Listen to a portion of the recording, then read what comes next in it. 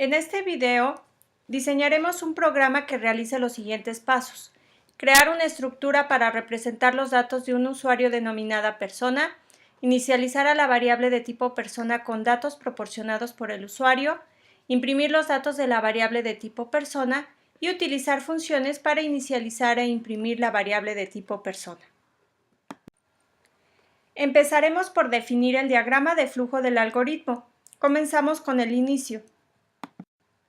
Posteriormente se define la estructura persona con las variables miembro nombre de tipo cadena, edad de tipo entero, peso de tipo flotante y teléfono de tipo cadena.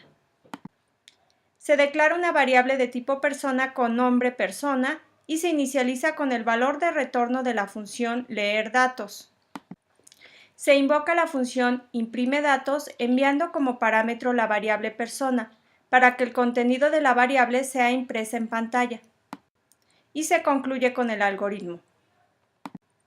Una vez obtenido el diagrama de flujo del algoritmo, es muy sencillo definir el pseudocódigo. Comenzamos con la palabra inicio.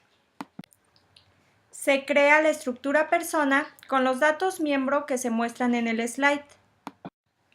Se crea una variable de tipo persona con identificador persona y se inicializa con el valor de retorno de la función datos persona.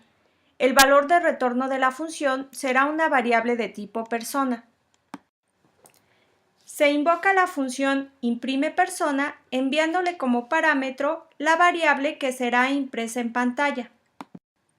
Y se concluye con el pseudocódigo. Una vez obtenido el pseudocódigo, es muy sencillo traducirlo al lenguaje C. Se inicia especificando las bibliotecas de funciones que utilizará el programa. En este caso, tan solo se requiere de la biblioteca stdio.h. Se declara la función imprime datos, la cual recibirá como parámetro una variable de tipo struct persona y no regresará un valor de retorno. Se declara la función leer datos, la cual regresa como valor de retorno una variable de tipo estructura persona y no recibe parámetros. Se define una estructura denominada persona. Se declaran las variables miembro de la estructura. Recordar que después de la llave que cierra la definición de la estructura, se especifica un punto y coma. Se define la función imprime datos, la cual conserva la misma firma que en su declaración. Como parte del cuerpo de la función, se invoca la función printf para mostrar el mensaje los datos de la persona fueron, y seguida por un salto de línea. Se imprime el mensaje nombre seguido por el contenido de la variable miembro nombre de la estructura P. Y estas mismas líneas de código se repiten para imprimir el resto de variables miembro de la estructura. Posteriormente se define la función leer datos, la cual conserva la misma firma que en su declaración. Como parte del cuerpo de la función, se declara una variable de tipo estructura persona con identificador P.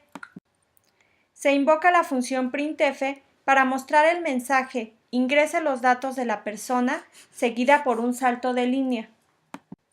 Nuevamente se invoca la función printf para que muestre en pantalla el mensaje nombre . Y se invoca a la función scanf para leer desde el teclado una cadena y almacenarla en la variable miembro nombre de la estructura P.